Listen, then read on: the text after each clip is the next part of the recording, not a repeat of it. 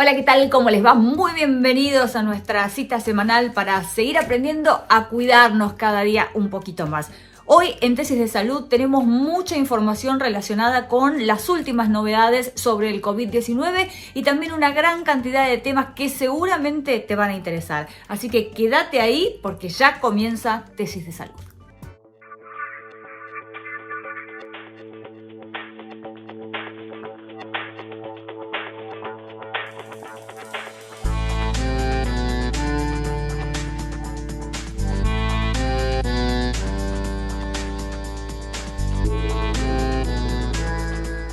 Nos acompaña ahora el doctor Marcelo Naim, que es cirujano cardiovascular, y el tema de hoy es la trombosis venosa. Doctor, si le parece, ¿podemos arrancar por definirla? Para poder explicar qué es la trombosis venosa, antes debemos recordar que los seres humanos tenemos un sistema circulatorio cerrado, que está formado por el corazón, las arterias, los capilares y las venas. Dentro de ese sistema circulatorio cerrado circula la sangre. La sangre es un tejido líquido que tiene dos fases. Tiene una fase líquida, que sería el plasma, y una fase sólida, que son los elementos formes de la sangre, que son los glóbulos rojos, los glóbulos blancos y las plaquetas. La sangre circula en estado líquido básicamente porque está protegida por el endotelio, que hace que esa sangre no se coagule. Los seres humanos contamos con un mecanismo de seguridad por si hay alguna herida, por si existe alguna herida, alguna interrupción del sistema. Si la sangre toma contacto con cualquier otra superficie que no sea el endotelio es la superficie que recubre por dentro a los vasos sanguíneos, esa sangre se coagula. Entonces, una trombosis venosa se produce cuando ese coágulo se genera dentro del sistema sin interrupción del mismo. O sea, sería como si fuera un coágulo interno. ¿Por qué se desencadena una trombosis venosa? Son varios los mecanismos que pueden favorecer a la formación de un trombo en el sistema. La inmovilidad, el sedentarismo, la deshidratación, una lesión interna en esa vena, cualquiera de estos factores pueden producir trombosis venosa. ¿Cuál es la relación entre la trombosis venosa y la cuarentena? La relación que existe entre la cuarentena y la trombosis venosa fundamentalmente está dada porque la cuarentena de por sí ya disminuye mucho las actividades de locomoción del ser humano, porque uno tiene que estar encerrado o tiene que estar confinado en su casa. Por otro lado, las actividades que nosotros realizamos para soportar ese confinamiento son actividades de ocio, como mirar una película o estar sentados en un sillón. Básicamente, con la cuarentena nos movemos menos. ¿Y cuál es exactamente la relación de causalidad que existe? La sangre, lo que se llama el retorno venoso, la sangre que está volviendo por las venas hacia el corazón, desde el lugar que más le cuesta volver o del lugar que más le cuesta llegar al corazón, es desde los miembros inferiores. Básicamente porque hay que vencer la ley de la gravedad. Con la locomoción se ponen en juego la contracción de los músculos gemelos, que son los músculos de la pantorrilla, también llamados o denominados el segundo corazón, y estos favorecen el retorno venoso porque al contraerse comprimen las venas de las piernas, impulsando la sangre y favoreciendo el retorno venoso. Entonces, la inmovilidad que produce la cuarentena genera un enlentecimiento del retorno venoso, genera un enlentecimiento básicamente de la sangre en las venas, y ese éxtasis sanguíneo aumenta la viscosidad de la sangre y puede producir una trombosis. De hecho, se está viendo en los últimos tiempos, en Argentina y en varios países del mundo también, un aumento de las trombosis venosas profundas de los miembros inferiores determinadas por la cuarentena, en pacientes sanos no COVID. También es para destacar que el COVID ya de por sí produce una inflamación del endotelio que genera un estado protrombótico en el individuo, así que el paciente que sí tuvo COVID y vuelve a su casa también debería tener precaución y estar alerta de no sufrir una de estas trombosis. Pero el tema que hoy nos convoca básicamente es el paciente no COVID. ¿Y cuándo debemos consultar al médico? Los signos y síntomas que nosotros debemos conocer para poder pedir ayuda o hacer una consulta al médico porque estamos sospechando una trombosis venosa son dolor en las pantorrillas, enrojecimiento, aumento del volumen del miembro. Son signos que nos tienen que alertar o nos tienen que, generar la sospecha de que puede haber una trombosis. Sobre todo si estos síntomas son unilaterales. Si bien la trombosis puede ser bilateral, es más raro. Generalmente se da en una pierna. Entonces, si el aumento del tamaño del miembro, el dolor o el enrojecimiento se dan en uno solo de los miembros, eso también habla más a favor de que puede ser una trombosis. Entonces, esos son las pautas o los signos de alarma por los cuales nosotros nos llevaría a hacer una consulta al médico. Vamos a hablar ahora de estrés en estos tiempos tan complicados y está con nosotros la doctora Laura Maffei, que es médica endocrinóloga. Doctora, en primer lugar queríamos preguntarte ¿cuál es la relación entre el estrés y la glándula tiroidea? Bueno, en sí el coronavirus no tiene relación con una alteración en el funcionamiento de la tiroides, sin embargo el estrés sí. ¿Y cómo es este mecanismo? Bueno, a partir de el estrés pues, se modifica y se impacta a nivel de la inmunidad. Pero una cosa es la inmunidad por la defensa y eso, es otro capítulo. Y otro es la parte en la cual el sistema inmunitario puede habilitarse para fabricar anticuerpos dirigidos contra la tiroides. Y estos anticuerpos pueden ser estimulantes o inflamatorios. Quiere decir que si yo inflamo la tiroides, llego a una enfermedad crónica que es el hipotiroidismo por tiroiditis de Hashimoto. Y si son anticuerpos los que aparecen que estimulan la glándula tiroides, voy hacia el hipertiroidismo, es decir, enfermedad de Graves-Basedow. ¿Y cómo las diferencio? ¿Cómo sé si puedo estar atravesando alguna de estas enfermedades? Bueno, la tiroides es como un regulador metabólico. Entonces, cuando la tiroides funciona de menos, aparecen todas nuestras funciones en menos, es decir, cansancio, desgano, piel seca, caída de cabello, constipación, frío, el corazón late más lento y en cambio cuando es hipertiroidismo es este regulador que se va para el más. Y el más significa calor, todo lo contrario, calor, excitación, insomnio, diarrea, sudoración, todo lo que es esta taquicardia, el corazón late más rápido, es decir, todo va para un lado o para el otro. ¿Y cuáles podrían ser las consecuencias si no se le presta atención a la glándula tiroidea en este contexto que estamos viviendo? Hoy estamos muy abocados al COVID. Sin embargo, tenemos que pensar que ya son muchos meses y que tenemos que controlar nuestras enfermedades crónicas.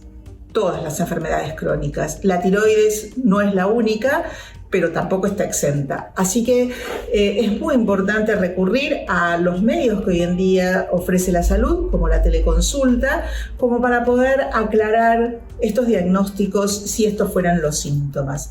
En el caso del hipotiroidismo, es una enfermedad insidiosa de aparición lenta y progresiva, que suele no ser grave en 6-7 meses de aparición, sin embargo, hace que uno se sienta mal. Entonces es importante tener la consulta.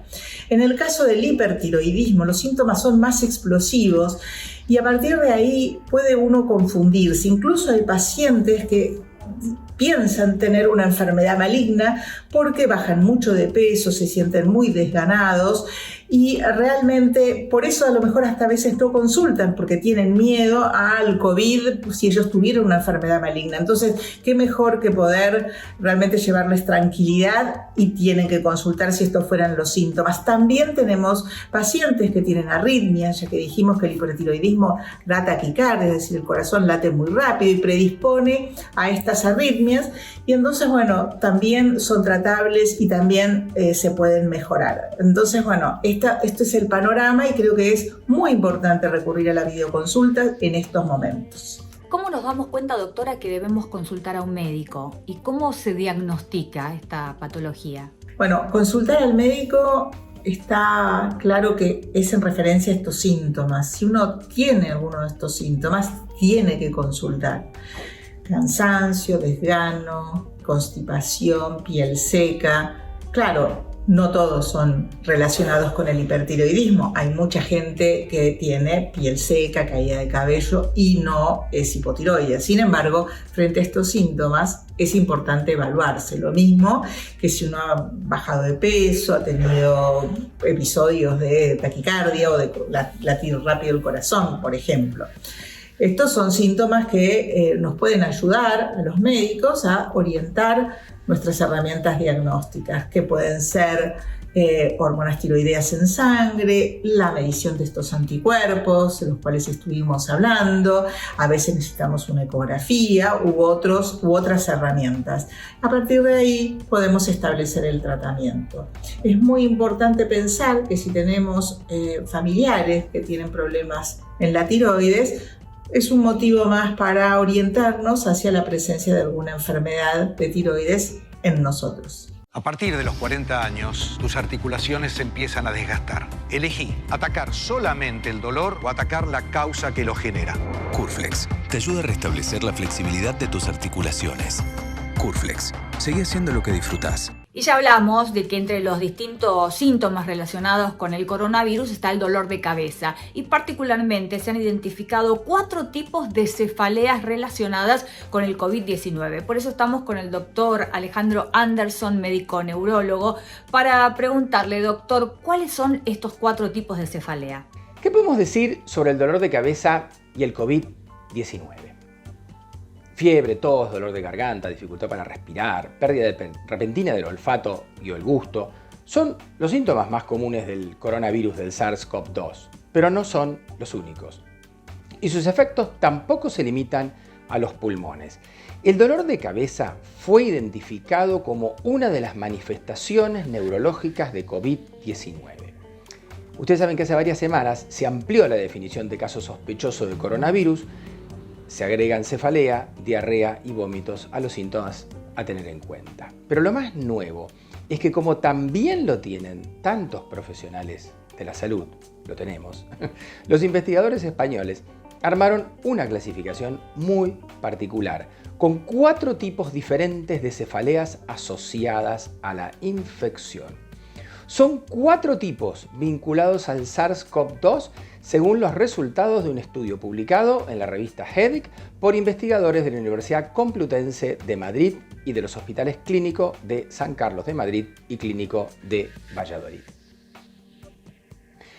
El tipo número 1 es la cefalea producida por los equipos de protección personal. Es una probable cefalea por compresión externa. El dolor suele ser importante, apremiante, de ubicación variable y se presenta a la mitad de las personas que usan estos equipos de protección, barbijos o tapabocas, gafas y las pantallas que presionan la frente, ¿verdad? El consejo es modificar la manera de llevar las mascarillas, o sea, los barbijos y las pantallas protectoras, respetando siempre las indicaciones del fabricante. Recomiendan modificar la manera de llevar los barbijos y las pantallas protectoras, siempre respetando estas indicaciones para atenuar los efectos adversos. El tipo número 2 es la cefalea relacionada con la tensión emocional a la cual está sometida la gente que está en contacto con los pacientes con la patología. Los expertos delimitaron clínicamente los tipos de dolores de cabeza gracias a encuestas realizadas a más de un centenar de profesionales de la salud, principalmente en Madrid. 3 de cada 4, el 73%, no tenían antecedentes de dolor de cabeza. El 17% tenía antecedentes de migraña y el 7% antecedentes de cefalea tensional. Pero fíjense ustedes que de cada 4, 3 no tenían estos antecedentes. El tercer tipo de dolor de cabeza es el agravamiento del dolor de cabeza primario que ya sufría el paciente. Aquí volvemos a los pacientes. Y el cuarto tipo es la cefalea propia de COVID-19. Este es un grupo realmente con la infección y que está enfermo de COVID-19. O sea, la cefalea que predomina con el coronavirus es de gran intensidad, empeora con la actividad física y los movimientos de la cabeza. Si uno se agacha, empeora también. Puede afectar toda la parte superior, a un lado, puede ser tipo hemicrania. puede despertar al paciente por la noche y habitualmente también tiene fotofobia y sonofobia, molesta la luz y molestan los ruidos. La incidencia del dolor de cabeza va entre el 11 y el 34% de los pacientes hospitalizados. Fíjense ustedes que, claro, cada uno tiene una explicación fisiopatológica distinta, pero qué fuerte es la incidencia porque prácticamente está por arriba de algo que siempre estamos mencionando y que es el trastorno del olfato. Los diferentes dolores, las diferentes explicaciones que tienen este cuarto tipo, la cefalea propia del COVID-19 que tienen los pacientes que están con el cuadro infecto-contagioso, tiene que ver con los diferentes mecanismos que tiene el virus para generar el dolor de cabeza, ya que puede invadir el sistema nervioso a través del nervio olfatorio o el trigémino. Particularmente el trigémino está relacionado con las crisis de migraña normalmente, así que si se compromete el trigémino es lógico que gatille una crisis de jaqueca, aún en quien no tiene esa tendencia. También puede la patología dar compromiso e inflamación vascular. Todos sabemos que compromete el lecho vascular y dilatar las arterias, otro mecanismo que da cefaleas. O finalmente puede inflamar las meningitis como si fuera una meningitis y claramente entonces generar la patología. Doctor, ¿cómo podemos hacer para identificar este síntoma y no confundirlo con un típico dolor de cabeza? El cuarto tipo de cefalea es la propia del COVID-19. Es realmente el grupo que padece la infección por coronavirus. Es al que le dio el hisopado positivo. Porque cuando nosotros hablamos del primer grupo, la cefalea producida por los equipos de protección personal, cuando hablamos del segundo tipo, de las cefaleas relacionadas con la tensión emocional, acá hablamos de personas que padecen de dolor de cabeza pero que no están infectadas. Por eso es que es una clasificación muy particular. Este cuarto grupo corresponde a la cefalea propia de COVID-19. Es el grupo realmente con la infección y enfermo. Aquí, la cefalea que predomina con el coronavirus es de gran intensidad, empeora con la actividad física de los movimientos de la cabeza, empeora si nos agachamos y puede afectar a toda la parte superior o a un lado, ser una hemicrania. Nos puede despertar por la noche y es común que molesten los ruidos y las luces, o sea, que tengan fotofobia y sonofobia. La incidencia del dolor de cabeza va del 11 al 34% de los pacientes hospitalizados, una cifra muy alta, ya que está superando el trastorno olfatorio que estamos mencionando. Los pacientes, cada uno de ellos, tiene para su dolor de cabeza una explicación fisiopatológica diferente y el manejo, entonces, el tratamiento debería ser diferencial. ¿Y con qué tiene que ver esto? Con los diferentes mecanismos que tiene el virus para generar el dolor de cabeza, ya que puede invadir el sistema nervioso a través del nervio olfatorio o del nervio trigémino, porque es un nervio neurotropo, trepa por los virus. Ustedes saben que cuando se compromete el trigémino podemos dar un mecanismo muy similar al de la jaqueca o migraña, ya que es el nervio que se encuentra comprometido en esta patología y da las famosas crisis jaquecosas. También los pacientes pueden tener dolor de cabeza por el compromiso e inflamación vascular y dilatación arterial. El compromiso del lecho vascular sería otro mecanismo que da cefaleas.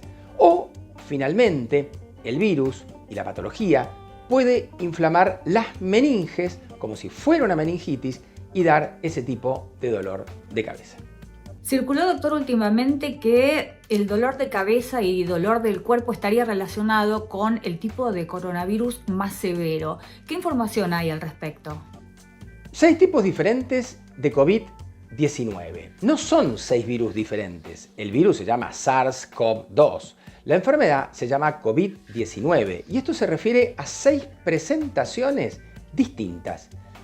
La noticia es que identificaron 6 formas que ataca el coronavirus, desde una que produce confusión hasta otra que afecta el aparato digestivo. A través de los datos recopilados por una aplicación de investigación epidemiológica, un equipo de científicos logró identificar los 6 tipos de presentación de COVID-19 y cuáles son los síntomas más recurrentes que experimentan los pacientes. Este hallazgo podría servir para el manejo clínico de COVID-19 y ayudar a los médicos a predecir quién tiene mayor riesgo y pueda necesitar atención hospitalaria e incluso suministro de oxígeno extra. La aplicación COVID Symptom Study fue desarrollada en Inglaterra y extendida a Estados Unidos y Suecia. Esta aplicación solicita a los participantes que registren su salud y cualquier síntoma potencial nuevo de COVID-19 a diario. Tiene más de 4 millones de usuarios y representa uno de los estudios más grandes y abarcativos de su tipo.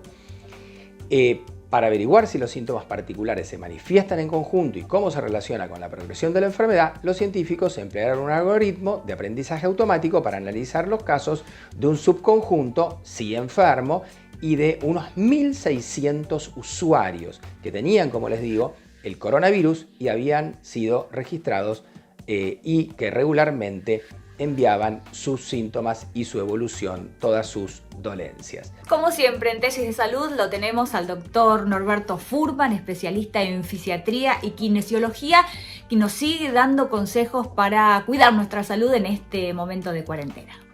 Y ahora que estamos en cuarentena, ¿cuánto tiempo nos pasamos sentados? Mire, en realidad no es bueno estar tanto tiempo sentado. Puede estar 1 hora, 1 hora y media, pero no puede pasarse horas y horas sentado en la computadora, mirando televisión, leyendo algo, tejiendo. O sea, ¿qué es lo que tiene que hacer? Levantarse un poco, cada hora, dar la vuelta al perro alrededor de la mesa y volver a sentarse. Porque si usted se queda mucho tiempo sentado, se lesiona una articulación que es la articulación que está formada entre este hueso, que es el sacro, y este hueso que es el ilíaco. Este es el huesito dulce, ¿eh? Cuando lo estamos viendo, bueno, es el huesito con el que nos sentamos. Y estos serían los isquiones, esta parte de acá, que son los isquiones, los huesos donde uno apoya la cola. Esta unión de este hueso con este hueso inflama una articulación que no puede estar tanto tiempo inmóvil. Entonces, ese movimiento que tiene que hacer entre uno y otro hueso no es una articulación tan móvil como tenemos en las manos o en los hombros. Es una articulación que está más bien rígida. La pelvis es rígida. Entonces, ese pequeño movimiento, muchas veces usted puede tener artrosis, se forma artrosis en esta articulación, puede haber algún desplazamiento y da un dolor que es muy característico, sobre todo en la parte de la cintura, en este lugar que es la unión entre el sacro, el hueso ilíaco y la quinta vértebra lumbar. ¿Vio los 2 hoyuelos que se le forman a las mujeres arriba de la cola? Bueno, eso se llama fosa de Venus. Los hombres no la tenemos, las mujeres sí, porque tienen que tener el movimiento de apertura para el parto. Entonces, en esos 2 orificios que se llaman fosa de Venus es donde se centra el dolor y de ahí para abajo, como si fuese en la parte de los glúteos, pero en la parte del centro.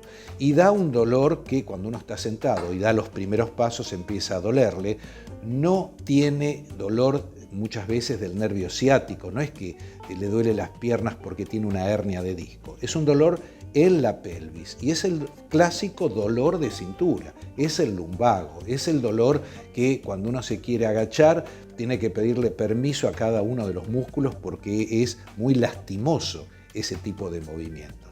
La articulación sacroiliaca se trata primero despegándola, porque esto se va pegando como si fuese el proceso de artrosis que va haciendo que una articulación con la otra vaya perdiendo el movimiento.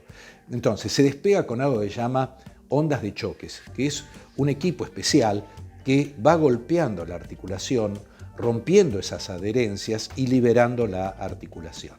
También hay medicamentos adecuados para que no tenga artrosis ni en esta articulación ni en todo el cuerpo, porque no es que uno tiene articulación en un dedo. Cuando tiene la punta del ovillo está todo el organismo con un poco de desgaste articular. Eso tiene que ver con la herencia, tiene que ver con la alimentación, el clima, ya sus caracteres étnicos influyen sobre esta parte. Y es importante saber que tanto tiempo sentado es muy malo. El sillón y la silla es un veneno para las articulaciones. Tiene que levantarse, caminar y saber de que la salud de las articulaciones es el movimiento. Y todo lo que sea sedentarismo le va a pasar una factura que se paga con dolor. Y realmente no estamos para estar sufriendo encima de la cuarentena dolor. No firmemos contrato. Y de esta manera llegamos al final del programa de hoy. Por estos días en los que escuchamos las cifras de afectados por el coronavirus y realmente nos alarmamos, mantenernos informados es la mejor receta para seguir cuidándonos. Y ya sabes, juntos nos cuidamos mejor. Así que te esperamos la próxima semana. Hasta entonces.